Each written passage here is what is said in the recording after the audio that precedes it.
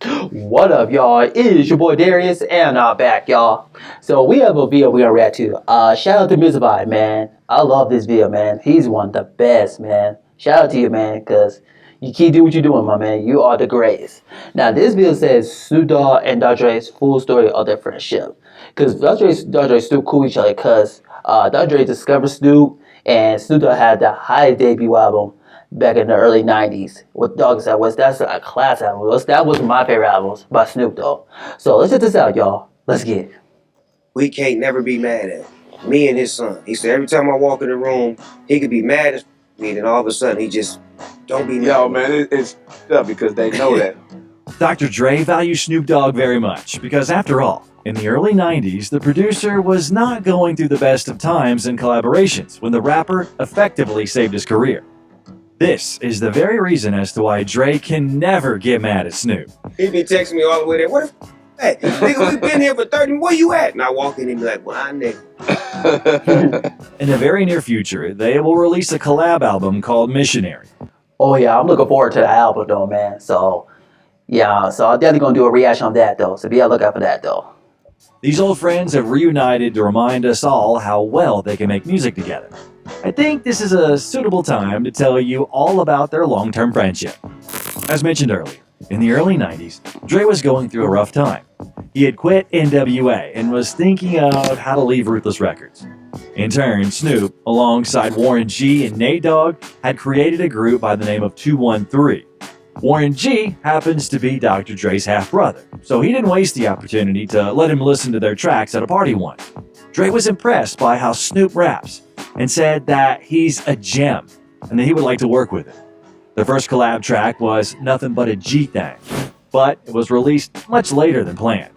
The thing is that Snoop was behind bars for 3 months for selling cocaine.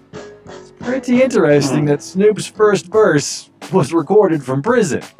The original version of Nothing But a G Thing was made to a Boss Gag song. I can't remember the name of the song, but Snoop was actually in jail. I would call and he would, take my calls, and he was like, I'm not giving up on you. I'm gonna be here when you get out. I take the headphone to the mic. And I spit it? Yeah. Damn. And it wasn't the G Thing beat, it was another beat. It went like doom, doom, doom. Then when I got out, he gave me that beat for me to take it home with me. Then I wrote the whole song. Then when we went to the studio, he was like, Dad, I got another beat I want you to do it on. Then he came up with the G Thing beat, and then I put the lyrics on that. Because I was rapping a little bit more aggressive. It was like 1, 2, 3 into the. He was like, nah, I need to put you 1, 2, 3 into the 4. This duo's first official release was another song. This is how the story goes. One time, Suge got very specific creative direction from a film company. They wanted a song to go along with the plot of a movie. Lawrence Fishburne starred in the drama as Russell Stevens Jr., a cop recruited by the DEA to go undercover on a narcotics trafficking case. While posing as a drug dealer, Stevens discovered corruption on the law enforcement side as well. Suge called and said Snoop should record a verse as soon as possible. So I need you to rap your ass off till I say cut it off, and then we gon' blah blah. Nigga Sugar, gangster, man. That's why I respect that nigga to this day. To the fullest. This is how the legendary Deep cover came to be. Cause it's 187 on an undercover car. Yeah, man, you don't stop. This may shock many of you, but Dre hates this song. He hate the record to this day. Oh my God, stop, don't give us that, Snoop. We only performed that record probably 10 times my whole life. Wow. I got to see it one time. During that time, Dre began working on his debut album, The Chronic. Prior to this work's release, the one and only Nothing But a G Thing was released. It's like this and like that and like this and it's like that and like this and like that And The Chronic was already released right afterwards. The guys have their own versions of the story of how they came up with the name of this album. This is Dre's version of the story. On the day when he had smoked for the first time, he was in the car in his driveway with a girl. When they got halfway through the album, he asked her what the was called, and she responded with Chronic. Snoop has a totally different version. He says that it was his idea to call the album The Chronic. At Long Beach, one guy brought Snoop and his friends weed called Iconic. They smoked it and started saying hydrochronic and flipped it. And then they started saying, this is bomb, it's the chronic. And Dre's album was bomb. So it was only right for it to be called the chronic. Which story do you believe? The smoker or the drinker? Right. They recorded a pretty cool trailer for the album, starting with the guys flirting with the salesperson at the store. So what are you gonna do with that? Pour it on me again? What you talking about? That wasn't me, that was my niggas. Check this out, baby. We ain't even come in here for all that. We came here to vibes. But then it all ends with a shootout with robbers. Oh man.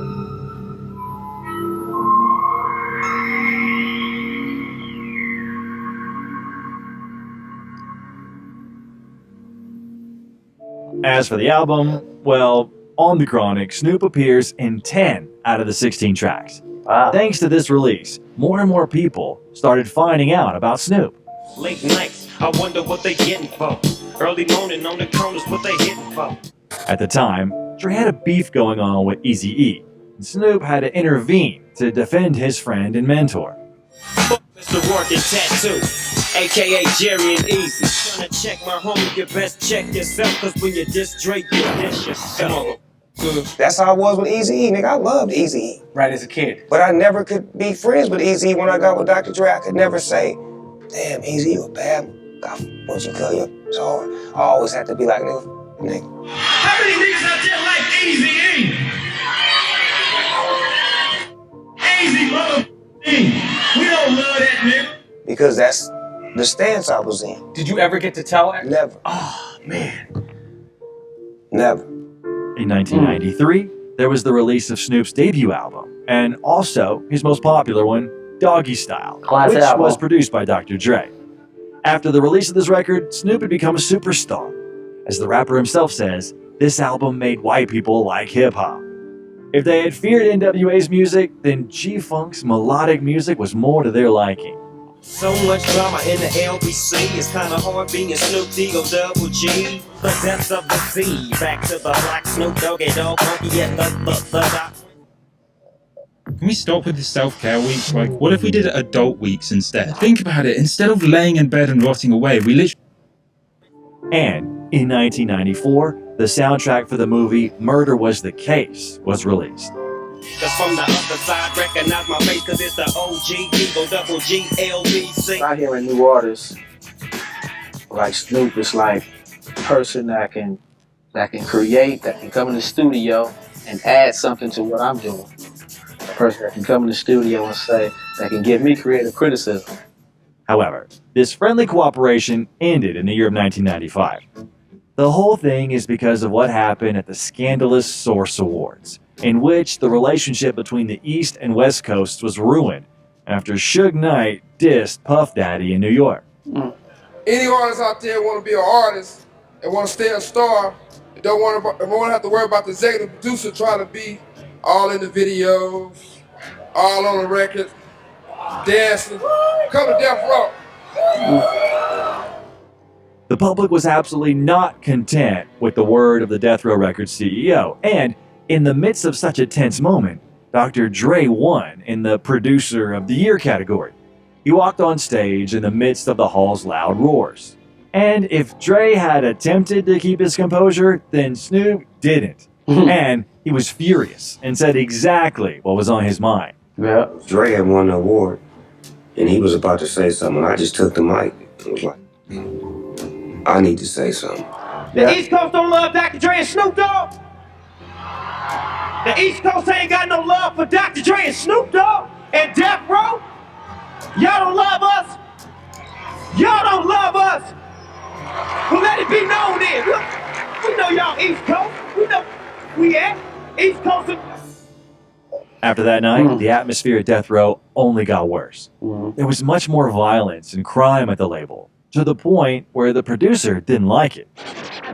After all, we know Dre as a chill guy, which is why he decided to leave. It was not a work atmosphere anymore. It became fun and games, and the success had kicked in, and we were stars, and just loved being around us and bringing bullshit around us, and Dre wasn't for that. At the time, Snoop was working on his second album, The Dogfather, and it turned out that Dre had not been involved in this album. Different people had worked with the rapper. When Snoop was asked about his departure, he said the following in an interview. "I'm not mad that Dre's gone. I'm happy because I'm able to do the type that I always wanted to do. I want to be an artist and executioner. That's why the music is more, it's so happy. It's not, everybody, I'm mad, I'm ready to do something. It's, I'm happy, cool, that a smiling mother can play for his kids." Despite these words, Snoop was extremely upset with what was going on. Tupac and Suge Knight spoke a bunch of negative things about his friend, and Death Row became unrecognizable, which is why he also wanted to leave the label. After all, Dre's departure was the beginning of the end. A year later, Pac will be murdered in Las Vegas, and Suge Knight will be sitting in prison for violating his probation.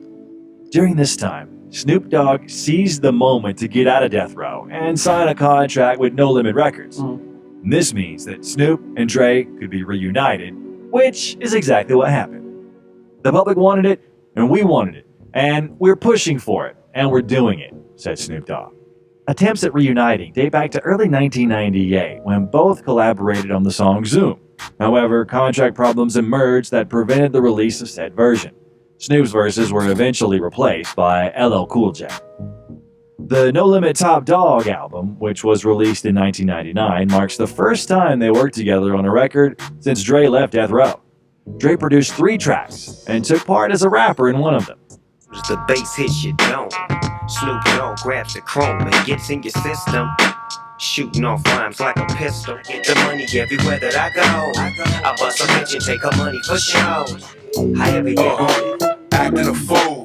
Nigga that paid his dues and got my receipt in return. He has the ability to produce. A lot of producers just make good beats, but Dr. Dre actually produces. And what I mean by that is he actually works with you and helps you find the best in yourself. You know what I'm saying? That's why it's a hand-in-hand marriage, and it's a beautiful thing when you're working with Dr. Dre. Absolutely. And you know,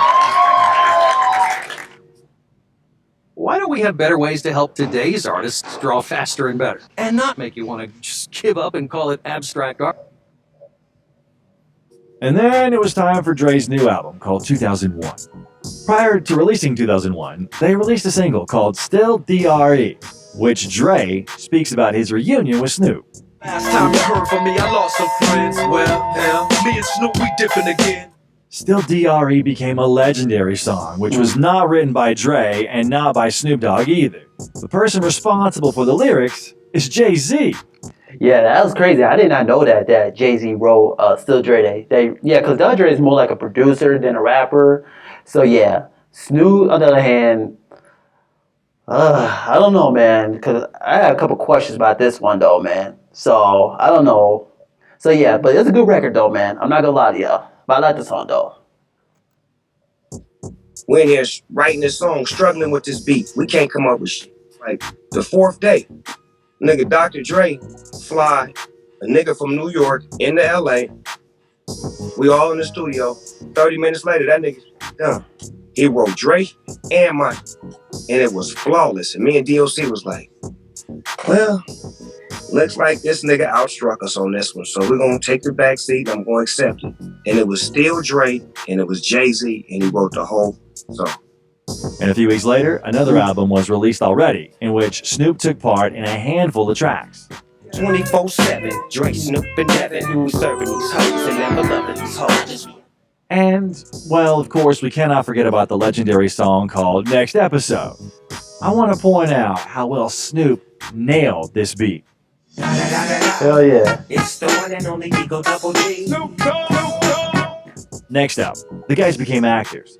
And in the year 2000, a movie came out called The... Yeah, well, I think we got to react to that, though, The Wash. I'm meant to be doing that one, so I'll be doing that for my Uncut on my Patreon, and I'm going to do the reaction on the channel as well, though. So be on the lookout for that, though. Wash.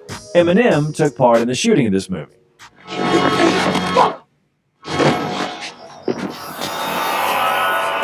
Motherfucker, job. Nah, Chris, I can't let you smoke my homeboy like that, man.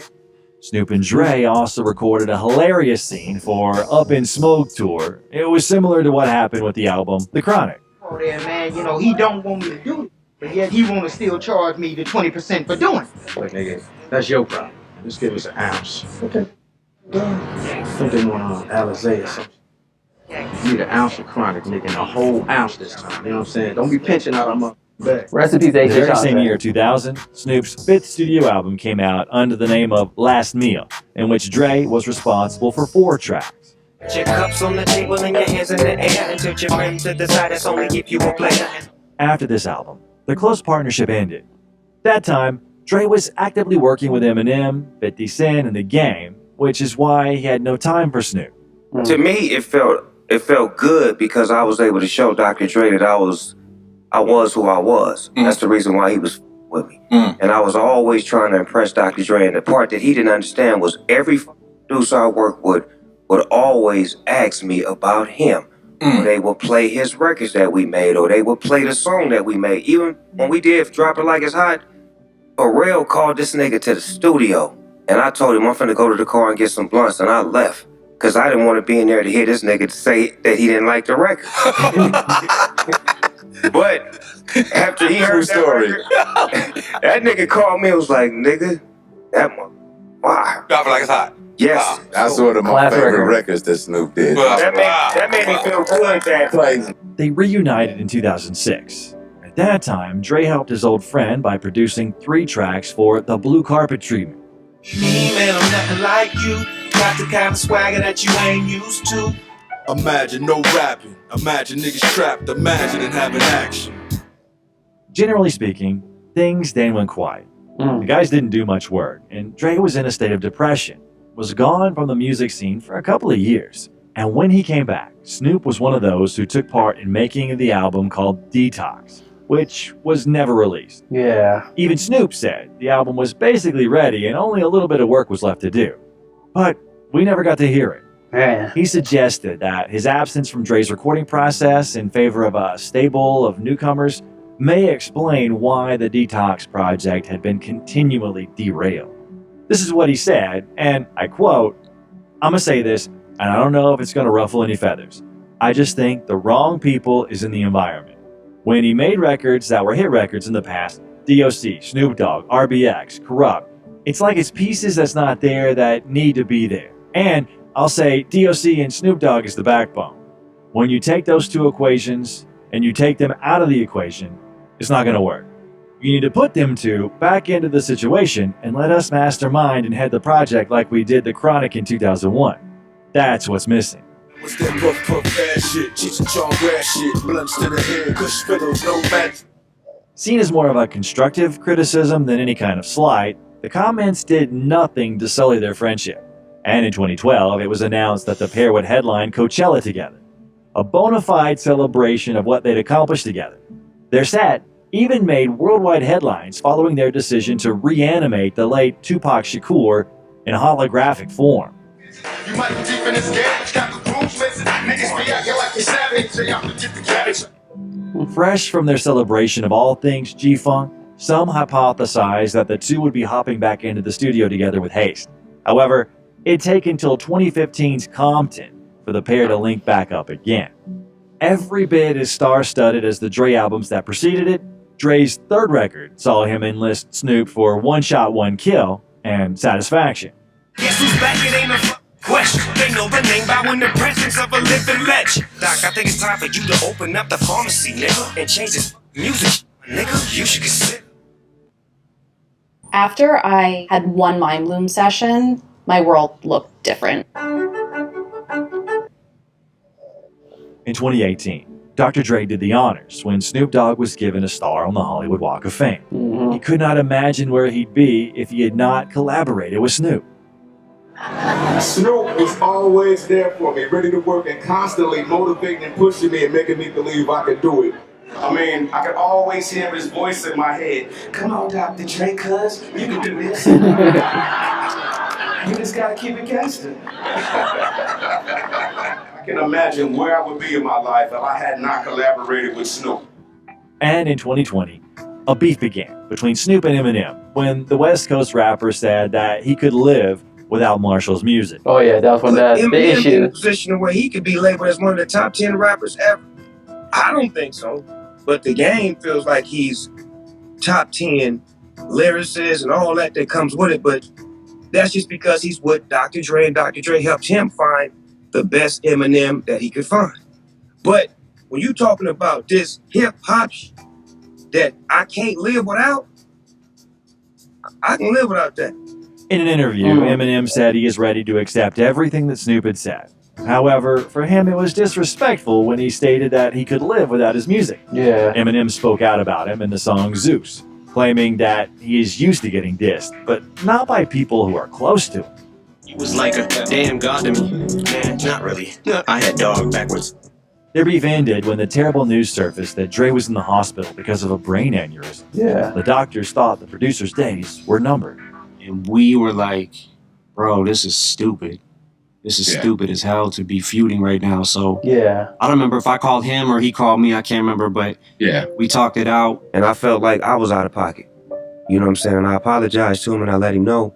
And I'm just bettering myself. You know what I'm saying? I make mistakes. Yeah, because I remember when Eminem dropped that song Zeus, when he did Snoop, I was like, okay, I don't know if he just rhyming or is he dissing Snoop. I was like, what the hell was the issue between Eminem and Snoop's issue is? So Snoop did that in the verse because say he could live without. So Eminem took that as disrespect. So and responded to it. So which I did a video of the What Happened video between Eminem and Snoop though. But I'm glad that they squashed it though, because when DrDre was in the hospital, the brain thing happened to him. I thought he was gonna pass away though, man. That's why I thought. I was like, oh man, we can't lose DrDre, man. That's a big one. But thank God he's still here though, man. So yeah, so I'm glad those two squashed it though, because it was kind of stupid and ridiculous. Thanks, I ain't perfect. I'm Snoop Dogg. After Dre got better, stressful situations in his life did not stop popping up. He was served with divorce papers while attending the funeral of his grandmother. In the fall of 2021, the rapper's estranged wife, Nicole Young, served him with the documents that relate to her legal fees while he was burying the woman who raised him. Dre was reportedly furious and refused to take the papers. Snoop sent him an empowering message which implored him to keep pushing through. Well, do what you do best, nigga. Take that hurt, that anger, and that pain. Make magic. Make something beautiful out of it. That's what you known for, cuz. Ever since I've been with you before, you could always take pain, anger, frustration, anything that was negative, and you can get something positive out of it. That's why you the doctor. God working with you right now, boy. He working with all of us. You are a leader. They say Snoop Dogg is an icon. He's a god. He's a king. But there's one nigga that I honor, and that's you. So you get your and focus on being great. Take all of that negative energy, all this dealing with, the death, the lawsuits, all that shit. Put it all in your mind and your spirit and make something magical, nigga. We with you. You got your soldiers with you. You got me, M, Kendrick. We with you, cuz. Let's go. Dre was thankful for the support and posted on Instagram saying, "Thank you to everyone for sending me so much positive energy. I'd like to share this inspirational message from my brother Snoop Dogg." It is undoubtedly that the year of 2021 was a terrible one for Dre. Yeah. But even in the midst of all of the gloom, there was a spark of light. It was in that very fall season that it became known that Dre would take part in the Super Bowl halftime show of 2022. And naturally, Dre could not forget about Snoop Dogg.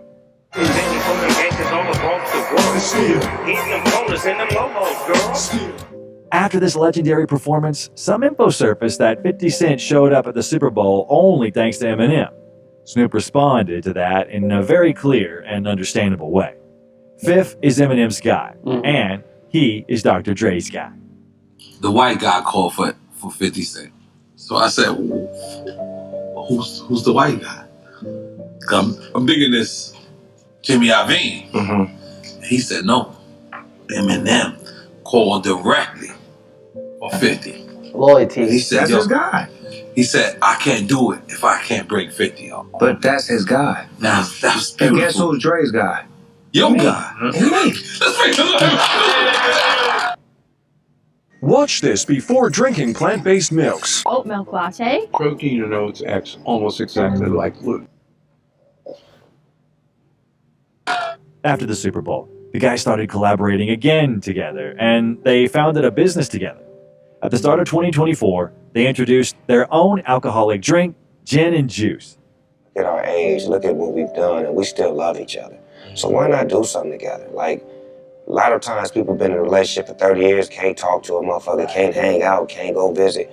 We actually love each other, so why not do some shit together? I'm doing great business, he doing great business. Let's stop and do some business together. What's wrong with that?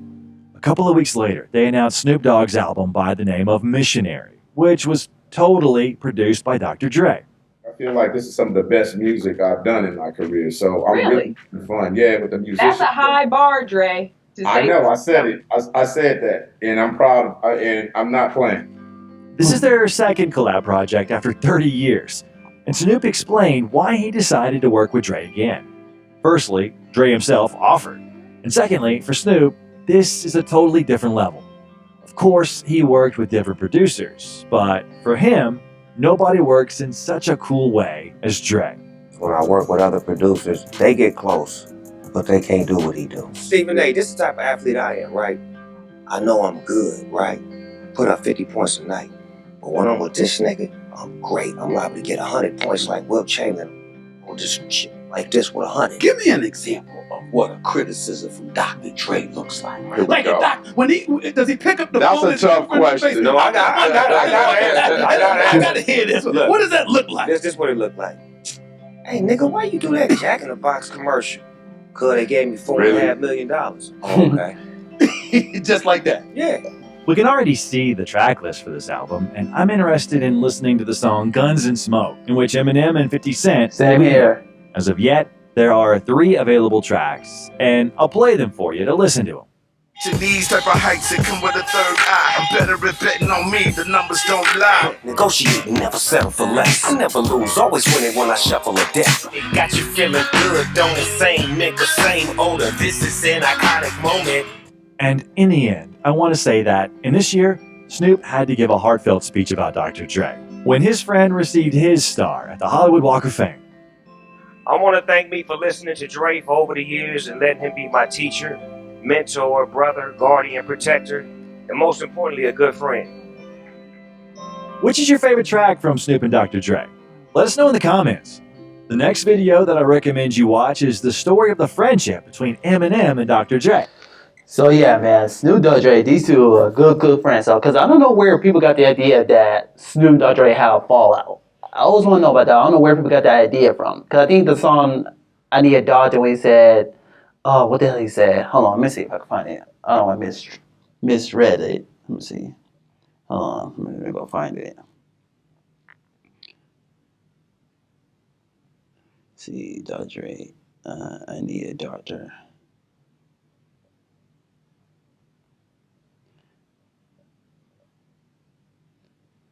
Hold on, give me one moment, guys. Okay, I need a doctor.